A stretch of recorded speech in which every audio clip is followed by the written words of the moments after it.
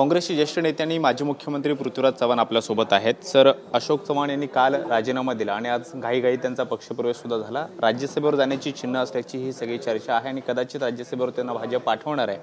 कसं पाहता तुम्ही? काल सुद्धा बोलला होतात, मात्र आज जे काही पक्षप्रवेशाची घटना घडली किंवा त्याच्यावरती कसं पाहता? त्यांची इच्छा होती की त्यांना महाराष्ट्राच्या मंत्रिमंडळामध्ये उपमुख्यमंत्री पद देऊन सार्वजनिक बांधकामसारखं महत्त्वाचं खातं मिळावं।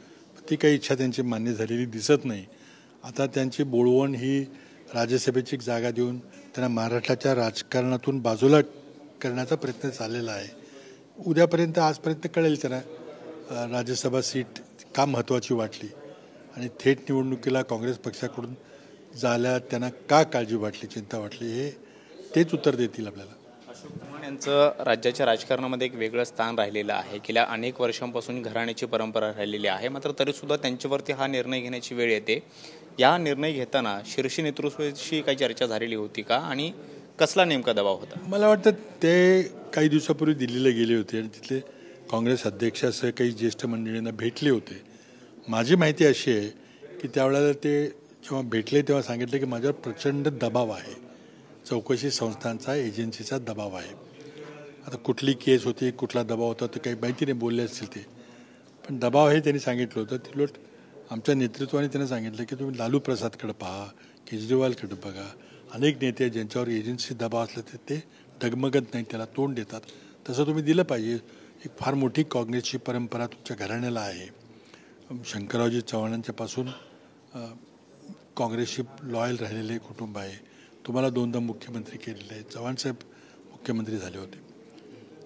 ते का त्यांनी हा निर्णय घेतला मला माहिती नाही, पण योगायोगानं म्हणायचं झालं तर जी केंद्र सरकारनं, मोदी सरकारनं काही दिवसापूर्वी, 2-3 दिवसापूर्वी जी UPA शासन काळाबद्दलची श्वेतपत्रिका काढली, त्या श्वेतपत्रिकेमध्ये आवर्जून ज्या काही घोटाळ्यांचा, ज्या काही स्कॅमचा उल्लेख आहे, त्यामध्ये आदर्श हाऊसिंग सोसायटी स्कॅमचा आवर्जून उल्लेख आहे।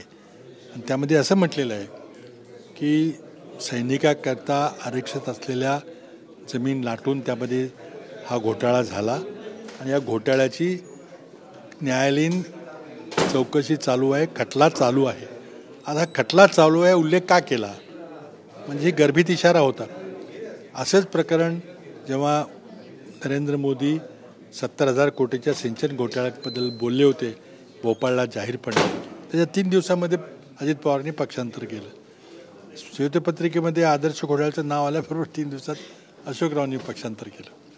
अशोक चव्हाण काँग्रेसमधील एक मोठे नेते राहिलेले आहेत, माजी मुख्यमंत्री राहिलेले आहेत, मात्र आत्तापर्यंत मागच्या वर्षभरामध्ये जर पाहिलं तर पक्षप्रवेश होताना जाहीर कार्यक्रम ठेवण्यात आलेले आपण पाहिलेले आहेत। मात्र अशोक चव्हाण यांचा पक्षप्रवेश हा भाजपच्या कार्यालयामध्ये झाला, घाईघाईमध्ये झाला।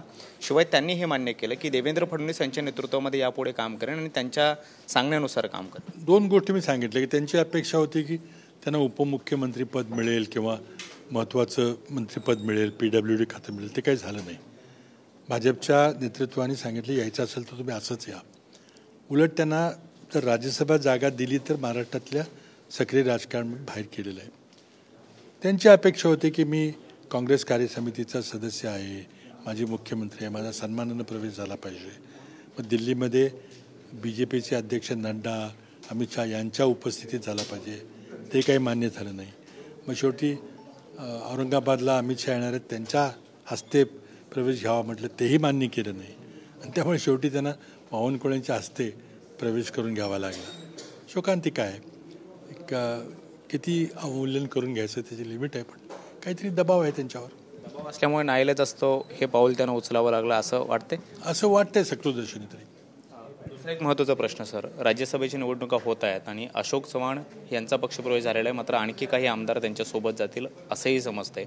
काही आमदार त्यांच्या संपर्कात आहे का किंवा आपल्याशी संपर्क होत नाही असे काही आमदार आहेत का? असं नाही, आमचा सर्वांशी संपर्क झालेला आहे, त्यांच्यावर कोणी जाईल असं मला वाटत नाही। कारण एक असं आहे की ते स्वतःचं पुनर्वसन करू शकले नाहीत। त्यांनी अपेक्षा काय होते की उपमुख्यमंत्री होतील, त्यांचा एक दरबार लागेल, मंत्री होतील, मग ते अधिकाऱ्यांना बोलवून कामं करून देतील आमदारांची, ते काहीच झालं नाही। उलट त्यांना महाराष्ट्राच्या राजकारणातून बाहेर काढलेलं आहे। ते स्वतःचंच संरक्षण करू शकले नाही तर इतर आमदारांचं किंवा इतर कोणाचं काय करणार ते? त्यामुळे कोणी जाईल त्यांच्या मागे मला वाटत नाही। शेवटचा प्रश्न सर, महाविकास आघाडीची विण घट्ट ठेवणं, मजबूत ठेवणं हे एक मोठं आव्हान असणार आहे. काँग्रेसचे नेते शरद पवार यांची सुद्धा भेट घ्यायला गेलेले होते. तुमची बैठक कोर कमिटीचे पार पडलेले, ज्येष्ठ नेत्यांची पार पडलेली आहे. येत्या काळात वज्रमूठ सभा पुन्हा एकदा सुरू होत आहेत. काँग्रेस असेल किंवा महाविकास आघाडी असेल, एकमेकांशी बांधून ठेवणं कितपत मोठं चॅलेंज आहे आणि कशा पद्धतीनं हा वाटचाल? दोन गोष्टी तुम्ही विचारला. आज रमेश चनित्याला जे आमचे नवीन प्रभारी झालेले आहेत त्यांनी आल्यानंतर महाविकास आघाडीच्या नेत्यांना एक सदिच्छा भेट देण्याकरता त्यांनी प्रयत्न केला. काही दिवसापूर्वी आले होते मागं, तेव्हा उद्धव ठाकरे यांची सदिच्छा भेट घेतली. त्यावेळेला पवारसाहेब इथं नव्हते. आज पवारसाहेब योगायोगाने इथं होते म्हणून त्यांनी पवारसाहेबांची सदिच्छा भेट घेतली. हा एक वेगळा प्रश्न आहे. महाविकास आघाडी मजबूत आहे. आमची जागा वाटपाची चर्चा चालू आहे. त्यामध्ये अशोक चव्हाण होते, त्यात ते नसतील, आता दुसरं कोणतरी त्यामध्ये असेल. परंतु मला वाटतं आमची चर्चा सुरळीतपणे चाललेली आहे. आम्ही तिघं मिळून आणि काही मित्रपक्षांच्या बरोबर आम्ही ताकदीनं लोकसभा निवडणुकीला समोर जाऊ. धन्यवाद सर आमच्याशी बोलल्याबद्दल. तर हे होते माजी मुख्यमंत्री पृथ्वीराज चव्हाण. आणि महाविकास आघाडी मजबूत आहे आणि येत्या काळामध्ये ताकदीनं आम्ही समोर जाऊ अशी सुद्धा प्रतिक्रिया त्यांनी दिलेली आहे. पुढे जण अजयसोबत कृष्णा सोनारडकर, TV9 मराठी, मुंबई.